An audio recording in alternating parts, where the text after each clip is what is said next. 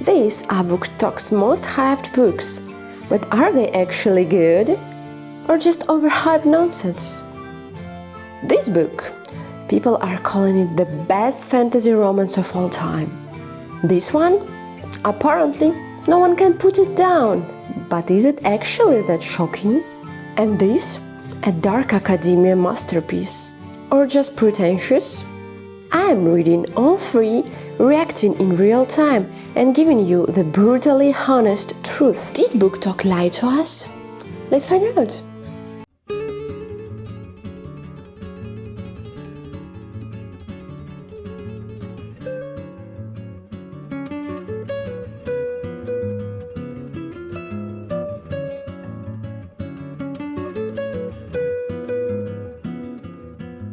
Well, I'm just a couple of chapters in, really 2 chapters in, it's just nothing. So far so good, but the one thing I just can't let go. Our main girl, she's super special. Again, like she spent her whole life training to be a scribe, basically living in the archives, reading dusty old books, also on. And bam! 6 months of training and she's incredible. The book literally says there are recruits who've been training their whole life for this. And she just casually waltzed in after the 6-month crash course. Don't even try to tell me she's not special. I get it, it's supposed to be an inspiring message. Like your past doesn't define you, your degree doesn't lock you into one career. Yes, you of course can take a 6 months boot camp and break into IT. Yes, very motivational, but no. This is not how it works. Zero passion, no years of dreaming about it. So where is the drive? Where is the motivation? Okay, maybe staying alive is a good motivator, but still. And okay, fine. Let's say she is special. She's the main character, whatever. But the real kicker? Nobody in the book will admit it. Not her, not the author. We're all just supposed to nod along like, yep, totally normal character progression. But I'm just rambling, everything else seems intriguing for now. So I will continue reading and see if I'll have more problems. Yes, I am again sitting on the floor. Please send me money for a proper chair. I am on page 200 right now. It is not in the middle, but kind of close to the middle. And you know what? Up to this point, I was kind of bored. That was boring. That was like there was zero intrigue. That's why I do not really like fantasy books, or not only fantasy books, but books with, you know, high stakes. Because this one is like this. Like they are constantly saying this. In this academy, everyone can die at any second, and there is a war going on and everything like that. But this book is written from the first person. That's why I do not really like reading such books with high stakes, written from the first person or with only one POV, because I know that the main character is gonna be fine, like no intrigue at all. At least not in like here in the middle of the book. No way. And I'm pretty sure at the end of the book she'll be alright too, because there are 2 more books right now and 2 are in production. So no. So I was reading and I was 99% sure that she will succeed in all her challenges, or at least she will survive all her challenges. She will climb up for the presentation. She won't be barbecued by any dragon, and at least one dragon will choose her because, like, she's the main character. But all those things are stated here, like, can I survive? Can I do that? I don't know, I'm not sure. And of course, we are inside of her head. So she, of course, worried. I'm not worried. I'm pretty sure you are alright, girl. But you can say, oh, there are a lot of other books with like one POV, one character, but they're still very interesting. Yes, because there are a lot of other like side characters who are, unlike the main character, are very killable, and that's where usually our attention lies. But here it just doesn't work, or at least didn't work up to this point, or at least not for me. I don't know. Let's start with Dane, because he's like the main side character here. So apparently they are with Violet, he and she, they are childhood best friends forever, right? Yes, but the only way we know that is just they discussed that like 1 or 2 times, something like, hey, do you remember how we ran together in the forest when we were kids? Like, yeah, I remember, la la la. But where is the emotion?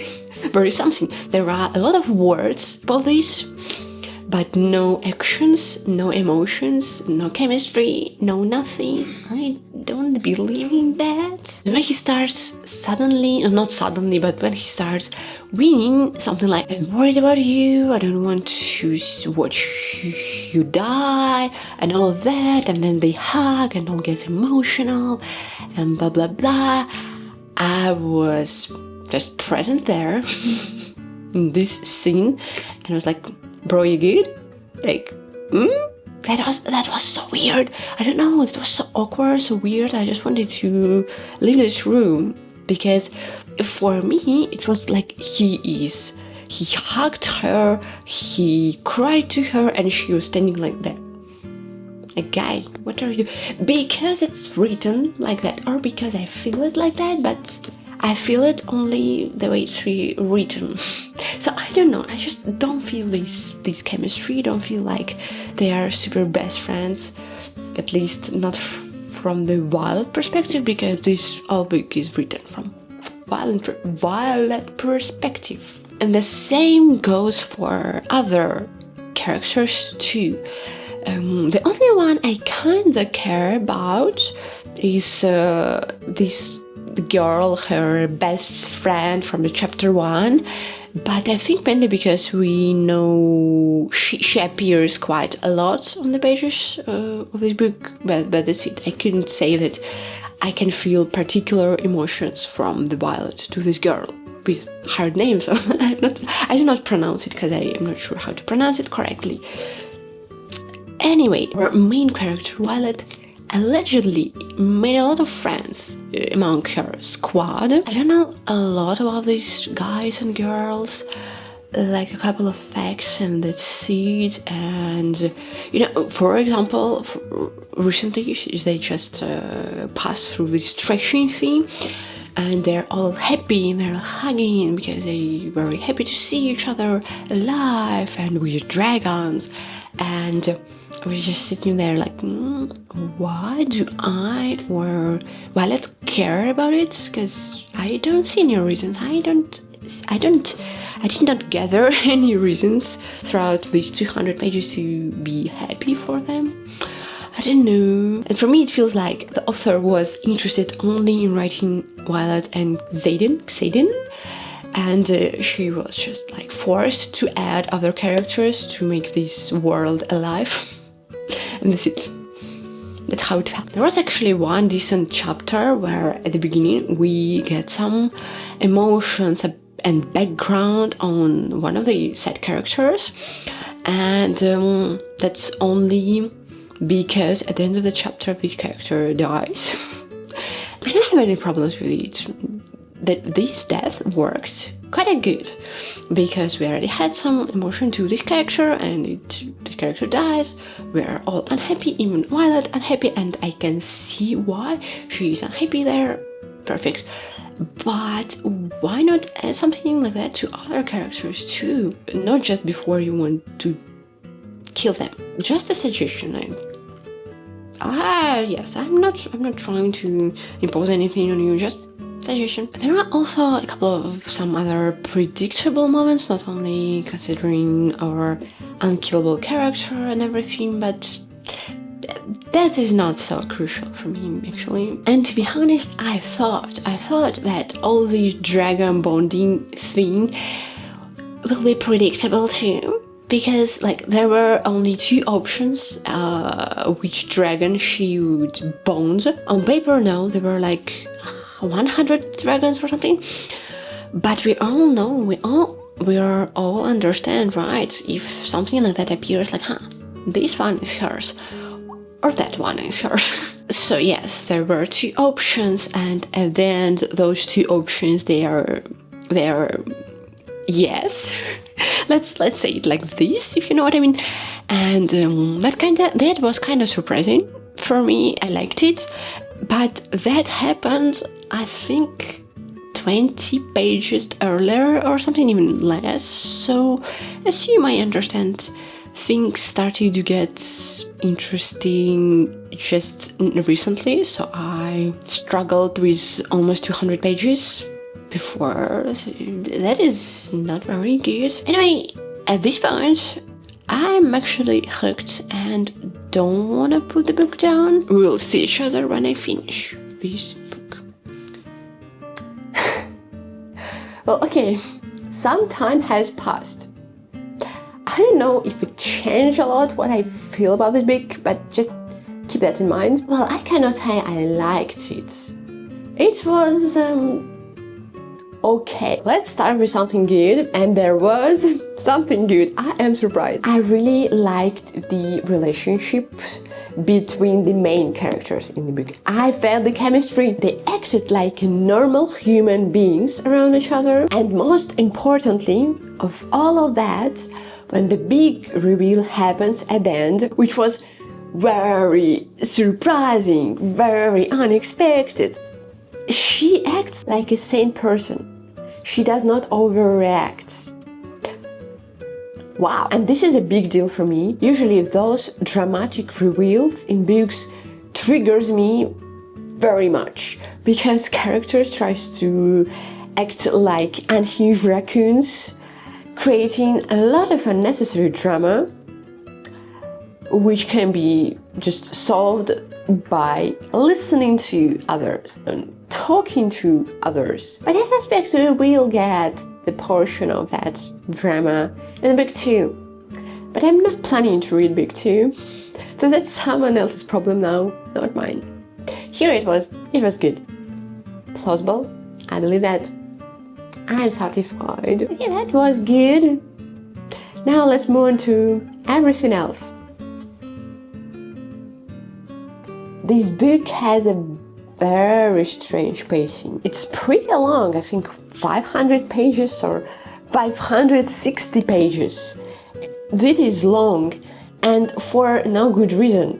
It could have easily been trimmed up a bit without losing anything very important. At one point, I got so bored, and it was still around more than 100 pages to go, and I was not sure what's happening, why it is like that. It should have ended there, I felt like. But then suddenly the plot started spinning like a fidget spinner on an espresso, and everything started to move on very fast, and I was like, wait, what's happened? What's going on? The problem is, I almost didn't make it to this fun part. I was this close from giving up somewhere in the middle. But that is not the biggest issue. That is not even, that is an issue, but not so big. Biggest problem here is I don't get this world. Or maybe our main character doesn't get it. And she just drags the readers with her because she's a narrator. I don't know, but the world is so strange. Not strange, but like we have this academy and something outside the academy. That's it. That's how the world is presented to us. But even the school itself doesn't make sense in my eyes. Like at first, okay, I was willing to protect all these over-the-top violence because we need high stakes, and maybe all this training makes sense blah blah blah. Whatever. I was not so skeptical. I really protected this. But when the war game started, I'm like, no, I'm out of excuses. This doesn't make sense. No, just answer me the question. Why are dragons participating in those human-designed war games? Because they are portrayed to us like very intelligent beings who doesn't take any orders from humans. And yes, of course, I get it. They want a strong riders for themselves. Totally get it, totally understandable. But also, I'm pretty sure they don't want to die in some stupid schoolyard Hunger Game nonsense. Also, if things are really so bad on the war front, why, for God's sake, they are literally killing all their own students? Especially, in the beginning, there are a lot of weak ones and there are not enough dragons for everyone, but they are killing even those who are bonded dragons. And I could get it when the dragon kills someone because you are too weak for me. Alright. But during those games, that just makes zero sense. You are destroying your own army. Congratulations. And the third thing are the characters who are still just like wooden props staying in the background. Nothing changed since the middle of the week. Like, oh my god, that was so strange. Jane kissed her and she's like, oh, that was everything I ever wanted. Girl, just since when? Since 2 pages ago? That was the first time I was hearing about this. All that relationship arc between them was deeply confusing. And Dane's personality, it flips like a light switch. Like in the beginning he's so kind and sweet and so on, but then suddenly the conflict needs to happen and boom, he's the worst person in the world. Like what? I'm not saying that he should have stayed nice. No, of course not. But I'm just saying that please give us a reason for a change. Like, make this transition believable. That's all I'm asking for. Please. And I also have a note. That is not very important, but it bugs me, literally. What's the deal with Redek? with this like funny guy? Because everyone keeps joking that he is unpredictable, constantly doing some dumb stuff and making bad jokes. But where are the actual jokes from him in the book, on the pages of the book? Where? There are zero. You can't just say that someone is funny. You have to like show it, I guess. Like, the punchline with no setup is not a punchline. It does not work like that. I don't know. Okay, I just realized that I am obviously not a target audience for the book, but you can give it a try, I guess, if you want. The goal of the video is to understand, was it worth it for me personally? And the answer is no. Thank you.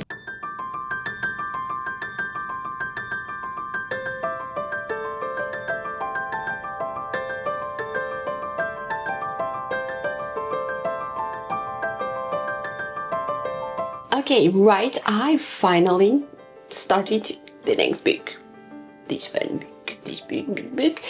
And you know what, I should say that I took this book with me on a trip to Italy for my vacation. That was a very brilliant idea, I know. That is like very romantic. This book. For a vacation in Italy. Near the river. Fortunately, I had zero time to read there, so I did not spoil my vacation with reading thriller, mystery, murders, and all of that. But yesterday, when I finally picked it up, I spent absolutely perfect time with this book at the airport and on the plane. And I should say that this is a stellar time killer. Anyway, I am about 100 pages now. Looks like this. Quite a lot already.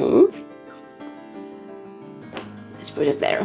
First of all, the writing here is incredibly simple. Now I've got why, like one of the reasons why the book blew up. Just because it's so easy to read.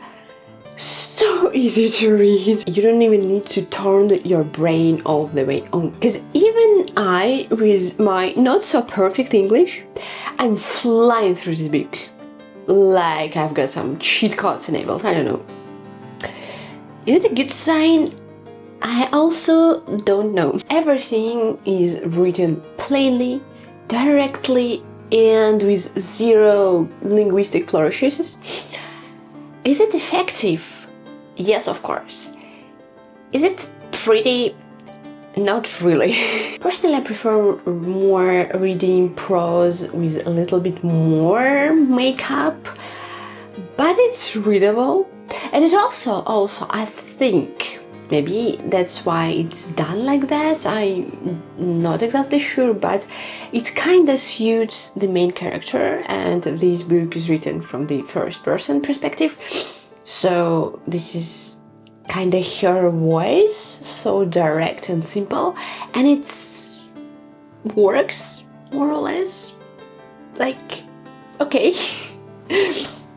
But I'm not sure if it was like the choice or it's just how this author writes. Well, plot-wise, it is so still a little bit vague, but interesting enough to keep me going. So our main character is a girl, like young woman, who just got out of prison and starts working as a maid for a very peculiar family, I would say. The wife's personality swings like a wrecking ball.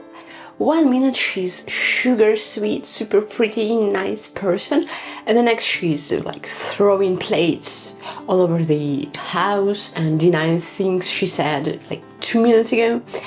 And the daughter seems like kind of following her mother's unhinged footsteps, which is not cool, but can be a sign of something more interesting and mysterious. Their dad seems like the only normal person in the family, at least for now, but I'm pretty sure it's not so straightforward as it looks like at least now. So I'm waiting for some reveals. And also from the first pages, from the prologue, we know that the body is going to be discovered in this house, so it seems like this quirky little family is going to be involved somehow. Waiting for it. And also I noticed one kind of hilarious thing about our main character. She literally can't stop thinking about murders. Like every 5 pages or so she says stuff like I don't know, this girl's dress makes her look like she stepped out from the horror movie. I hope she's not gonna kill me in my sleep. Or, oh, this door has the lock on the outside, so definitely this family is gonna lock me in and I will die there and nobody will find me ever. I understand that it's all supposed to create a tension and make everything a little bit spooky. But for now, at least for me, it looks a little bit out of place. Unless she is secretly a horror movie nerd, which we haven't been told. So I don't know. Well, overall, I'm entertained. I'm entertained by the book. It's not trying to be a literally masterpiece or anything, but if it managed to throw a couple of clever twists my way, I'll be a happy reader. I guess it's time to read. Okay, I'm recording 2 books at a time, and it's been a couple of days since I finished this one, so my impressions are a little bit more fresh. In the end, I couldn't say that I eventually liked the writing style, no, nothing changed.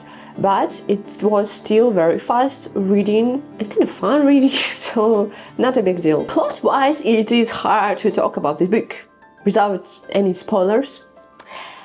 But I would say that it was fun. I had a couple of theories while reading the book. Not all of them came true at the end, but I would even say that most of them did not come true. Which is a good sign. Like, I respect that. Points for unpredictability. But the thing I wanted to talk about in regard to this book is the ending. Not the resolution of the conflict, but the ending is set up for sequels. Because yes, there are sequels. They are already exist, and I already own them. For some reason, don't ask me. Because that setup feels a little off. Slightly weird and a bit unhinged even. Especially if you look at this through the lens of realism. But for some reason I caught this bizarre vibe of a premise for the crazy anime series. I don't know why. Do you know the kind where it's a super cool, gorgeously animated girl travels to a new location every season to do some mysterious and even slightly dangerous stuff? Like, no spoilers, but that's the kind of energy I got from this. But at this moment, while reading only the first book, I'm not very thrilled by the decision to make the whole series from it. But I do not see the point in a continuation if it sticks to the more or less the same concept. You know what I mean? Even if every new book has a new storyline and a new chaos around the character, I feel like I'm afraid that the first book had this surprise factor in it, and the sequels might not have it potentially, but I need to check it out just to be sure completely. Now I'm just rating the book as a standalone. So yeah, was it worth it? Well, I could have lived my life without ever reading the book, but I had a good time anyway, so I might recommend it as a fun ride.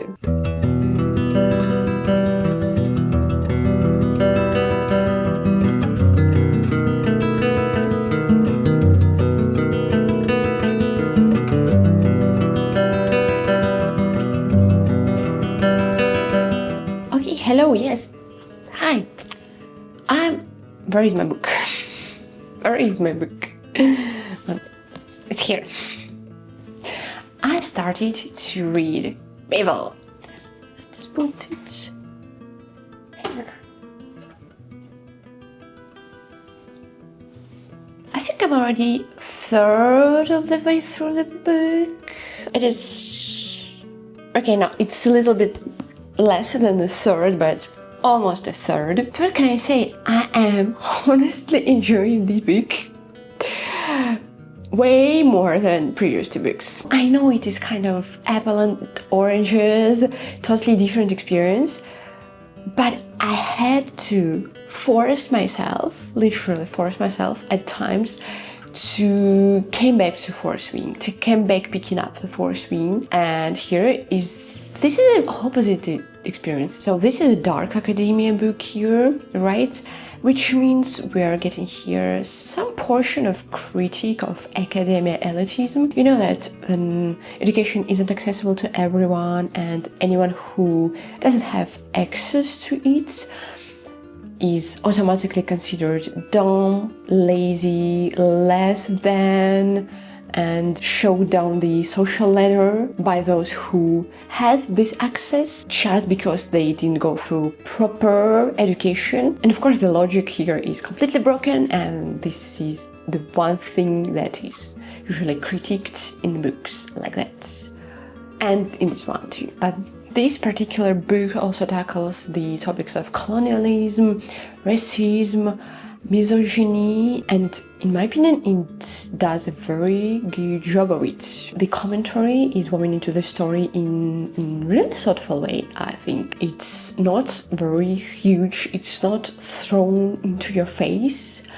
but it is clearly there in every situation, in every interaction that our main character, who is, by the way, of Chinese origin, faces in his way to the normal life, in his pursuit of knowledge. There's the magic too. It's not just set in Oxford in 1830s. This is an alternative history, and before that there is a magic, but I expected something like, wow, there are dragons in this world, right from the first page. Of course I'm joking about the dragons, but you got it, but no, magic is very subtle.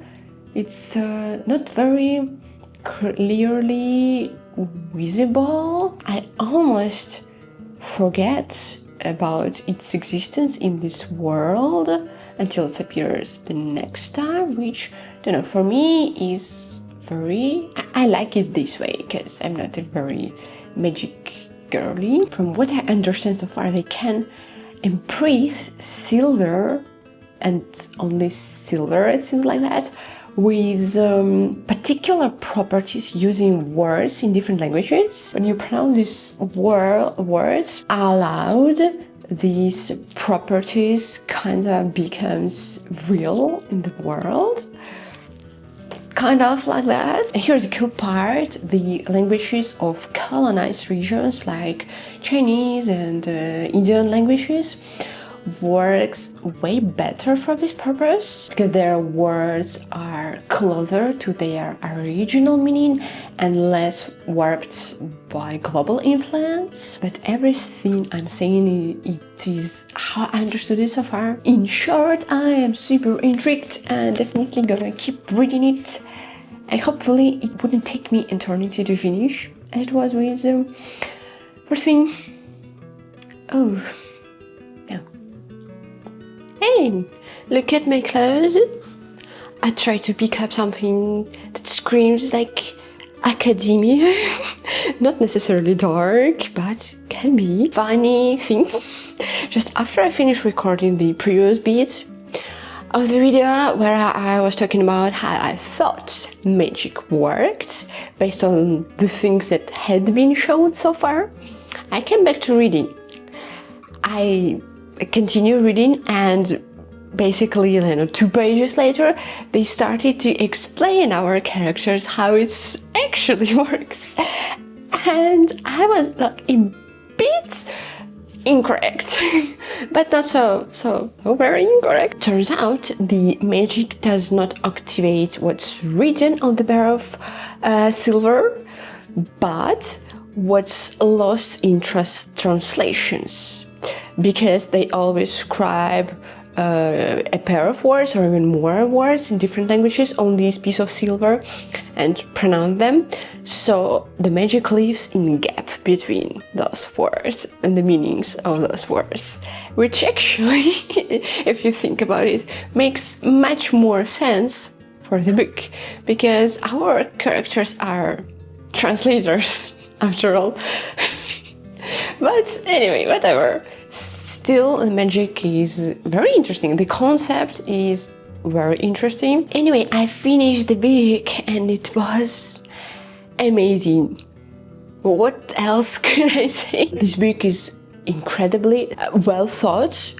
It's very clear that author put in so much research into this work, and I also greatly enjoy reading all the footnotes, the ones that were packed with information, or the snarky and sarcastic ones, because there are quite a lot of them too. The book also tackles some very important topics that I already mentioned before. It's incredibly well written. That was a pleasure to read in comparison to some of the previous works in this video. It makes you think, and on top of that, it is not boring, which is honestly kind of miracle and magic itself, because this book is not short. It is 550, almost 550 pages, And those are very small letters in my edition.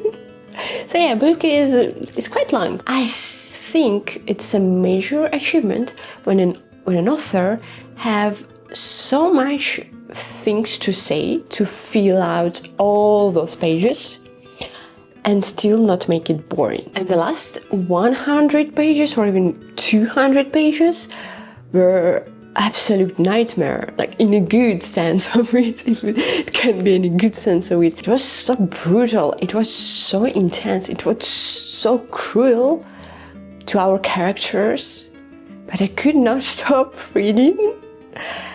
And that was magical too. The only thing that kind of struck me, and I didn't notice it while reading whatsoever, but only when I finished reading and thought a little bit about this, is that I don't know the characters. I know it sounds weird, but there are quite a lot of characters, there are a couple of important ones, and they are all well written. Don't get me wrong, well written, they all have their unique voices. We spend a lot of time with them, we care about them. But if I ask myself, like, who are they? Who are really they outside of their role in the plot? I have no answer. And for now, I don't know how to feel about that, because that might be intentional thing. All those characters, our main characters, almost all, were uprooted from their homelands, but never truly accepted into British society. So they kinda stuck in that strange liminal space, being translator and only translator. So without that label, they are almost like nobody. But on the other hand, they are people. So shouldn't be there something more? It left me feeling a little weird. And I definitely need to sit on that a little longer to make any conclusion on that. But you know, what is the most important of all? This book brought me back desire to read, because lately I've really been struggling to pick up books. Nothing really excited me, nothing really called to me. It was not a reading slump, but kinda very close. But now everything is back to normal. At least I hope so. My TBR is overflowing, my wallet is crying, I'm big baby. So, main question, was this book worth the hype? Yes, absolutely yes, 100% yes. I'm so glad I read it. Okay, I think the video is almost over here. Congratulations to everyone who is still with me. I think it's time just a little bit wrap all these things over. The main question was, were these books actually worth all the hype? Right? Right. And where are the books? They are here. Worst win. No. I am 100% sure that there are a lot of wonderfully written romantic fantasy books out there with a good world building, great romantic plot actually, and the well-written characters and the not boring. So yeah, I don't think that's worth all that hype. Not for me. The Housemaid. Here I'm not sure. Yes, of course, it was a decent thriller, fast-paced, quite exciting, with some plot twists. But would I go writing about it to all my friends and everybody who can listen that they have to read it? No, I wouldn't. No, it is not worth it. So yeah,